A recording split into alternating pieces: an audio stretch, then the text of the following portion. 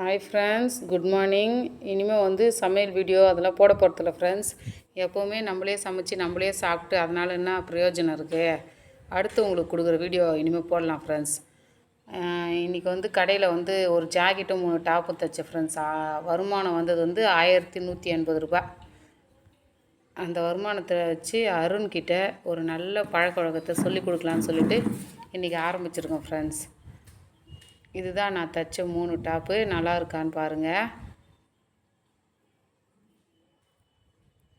அந்த 1180 ரூபாவில் 118 ரூபாவா 10%.